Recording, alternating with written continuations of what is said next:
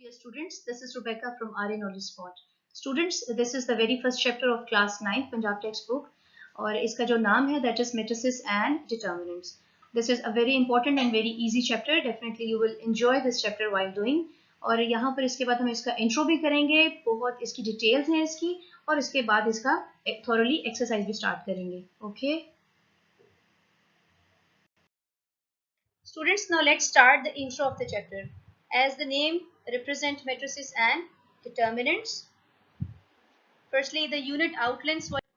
Okay. Number 1, introduction to matrices, types of matrices, addition and subtraction of matrices, multiplication of matrices, multiplicative inverse of matrix, and solution of simultaneous linear equation. These are the 6 topics that we have to cover in this chapter. Okay, now introduction to matrix. Now, what is a matrix? How can you learn it? What is it?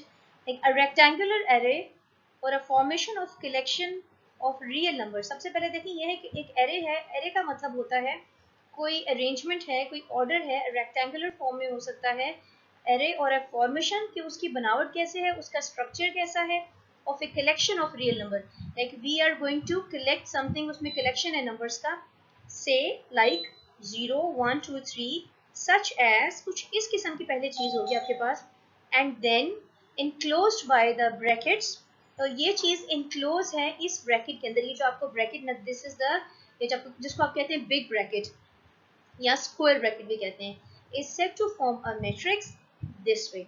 यानी कि कुछ number आपके पास हैं, it could be anything, A B C हो सकते हैं, like 1 2 3 हो सकते हैं, 0 और एक्स वाई जेड कुछ भी हो सकता है जो इस फॉर्म में लिखा हो, और इसके साथ ये जो स्क्वायर ब्रैकेट है ये सब कुछ, this is enclosed in the square bracket, तो इसको कहते हैं आप मैट्रिक्स. ये this is the definition of matrix. Now number 2 point देखें. The matrix are denoted by the capital letter A B C up to so on etcetera. जो हमारे पास जो मैट्रिक्स होते हैं वो हमेशा कैपिटल लेटर से हम उसको डिनोट करते हैं, हम उसे प्रेजेंट करते हैं, डिनोट करते हैं या शो करते हैं of English alphabets. Number 3, the numbers inside the matrix are called elements, members and entity. वो numbers जो एक matrix के अंदर लिखे होते हैं उन्हें हम कहते हैं elements. Like एक family के जैसे हमारी एक family है और family के जो फर्द हैं उसे हम कहते हैं members. इसी तरह से ये जो matrix है जो इसके अंदर ये numbers लिखे हुए हैं तो ये इसके element हैं, वो इसके members हैं, वो इसकी entities हैं. नेक्स्ट अब हम देखेंगे what is the row and column of a matrix. ये रो क्या चीज है और कॉलम ऑफ ए मैट्रिक्स क्या होता है. सबसे पहले देखें आपके पास ये ए, आपको एक मैट्रिक्स नजर आ रहा है, फिर देख लें this is a capital A not small letter A, then equal sign और ये स्क्वायर ब्रैकेट के अंदर कुछ नंबर आपको नजर आ रहे हैं. अब सबसे पहले देखिए ये एक रेक्टेंगुलर आपको एक बॉक्स बनाया गया है ये विजिबल करने के लिए कि आपको पता चल जाए कि ये क्या चीज है. इसको हम कहते हैं रो 1. ये रो है इसकी, हर वो चीज जो हॉरिजॉन्टली आपको प्रेजेंट हो रही होती है उसे हम कहते हैं रो 1. अब नेक्स्ट देखिए, this is R 2, this is row 2, ये आपके पास रो 2 है. और अब ये देखें entries presented in a horizontal way are called rows. Now next देखें कॉलम ऑफ ए मैट्रिक्स क्या होता है. ये आपके सामने एक बी मैट्रिक्स आपको नजर आ रहा है, दिस इज 2 3, ये सब इसकी एंट्रीज हैं, इस तरीके से लिखी गई हैं. ओके, अब ये जो फर्स्ट आपको शो हो रहा है rectangle, this is column 1 and the other line, ये जो वर्टिकल एक और लाइन शो हो रही है इसको हम कहते हैं column 2. Now entries presented in a vertical way are called columns. Now the next definition is order of a matrix. कि order of a matrix क्या होता है. order का मतलब तरतीब होती है, एक sequence है, कैसे लिखते हैं इसको. The number of rows and column in a matrix specifies its order. कि जो number of rows होती हैं और जो column होते हैं किसी भी matrix में वो specify करते हैं उसके order को. अब देखिए जैसे let this is a matrix in front of you. These are called the elements or the entities. Now ये जो आपको नजर आ रही है जो इस फॉर्म में दी हुई है 1 2 3 ये इसकी क्या है रोज हैं क्योंकि ये हॉरिजॉन्टल हैं रोज और ये क्या है columns.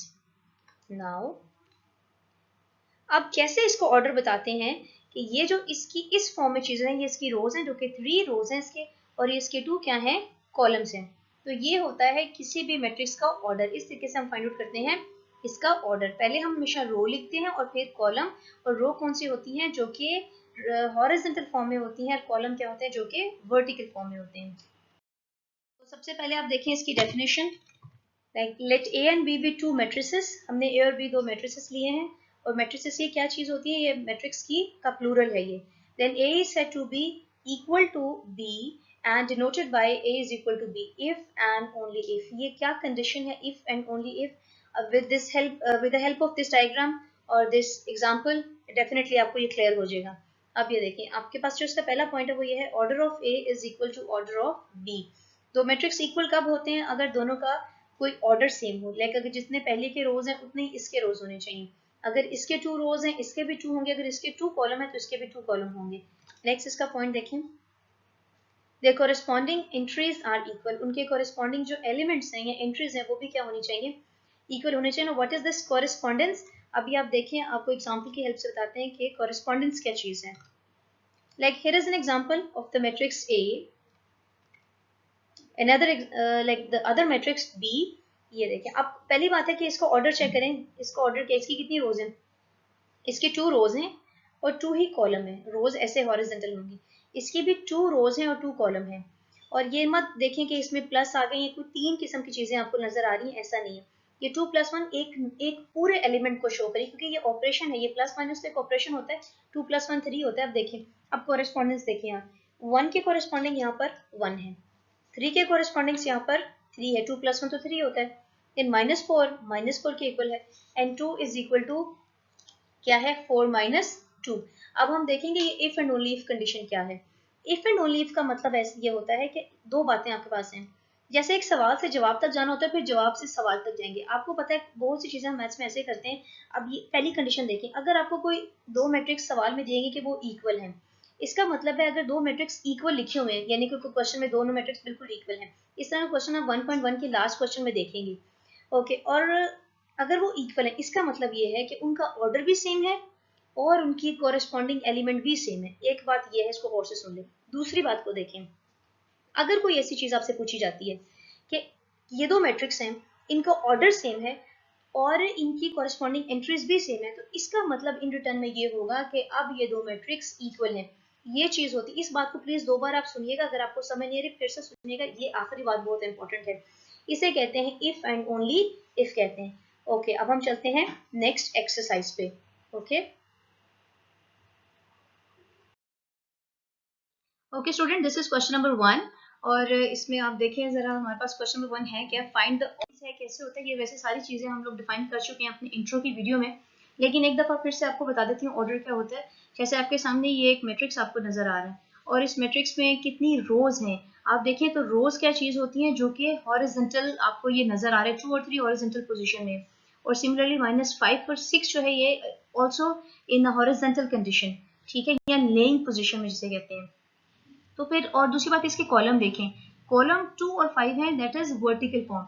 Similarly 3 and 6 are column. अब ऑर्डर का मतलब क्या होता है जिसे हम तरतीब भी कहते हैं. हम ऑर्डर बता रहे हैं ए का लेकिन यहाँ पर तरतीब का मतलब इसको कहते कैसे हैं.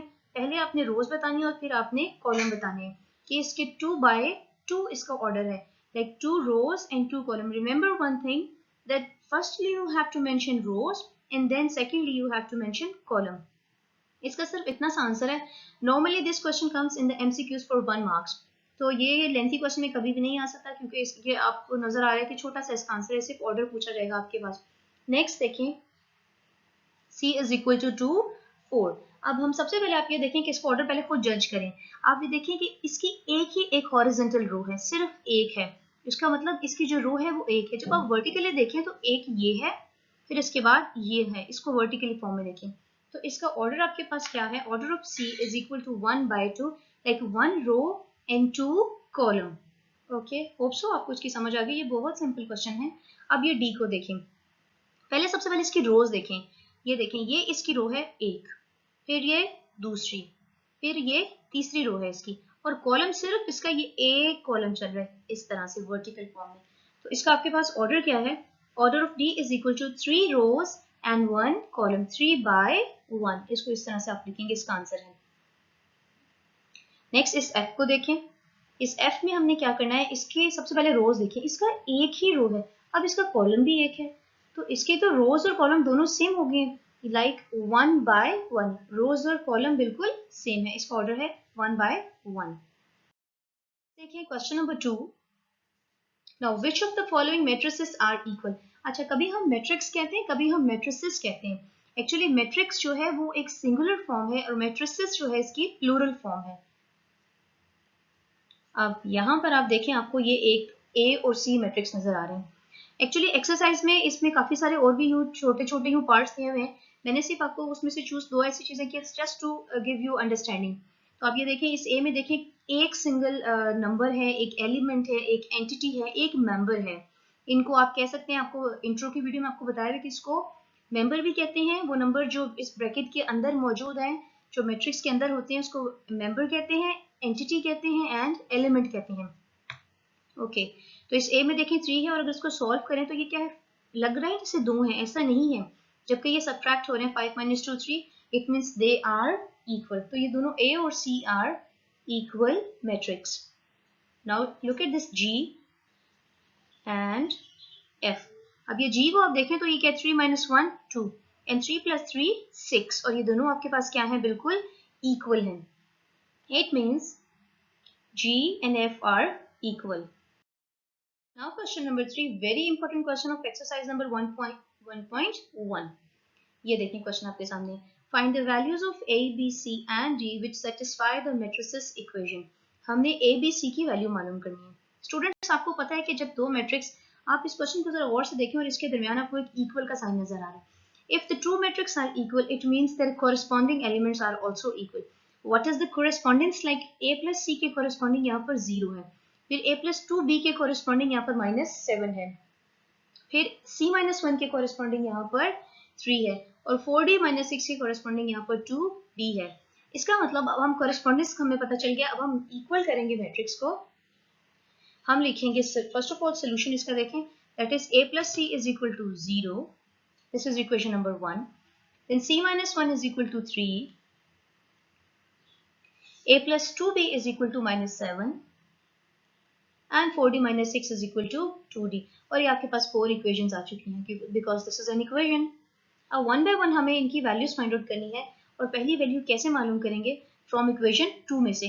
आप ये देखिए कि यहाँ पर आपको इक्वेशन नंबर 2 नजर आ रही है, और यहाँ से हम C की वैल्यू निकाल सकते हैं.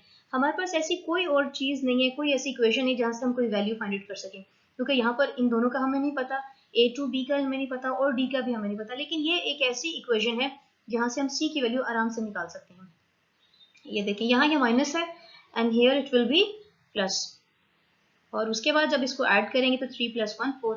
इसको रेक्टेंगुलर बॉक्स में रखने का रीजन ये है ताकि एक क्लियर आपको इसका आंसर पता चल जाएगा. और ये दिस इज बेटर कि जब आप पेपर में सॉल्व करें इसको, तो इसको ऐसे हाईलाइट कर दें अपने जो आंसर्स आपके पास आएंगे.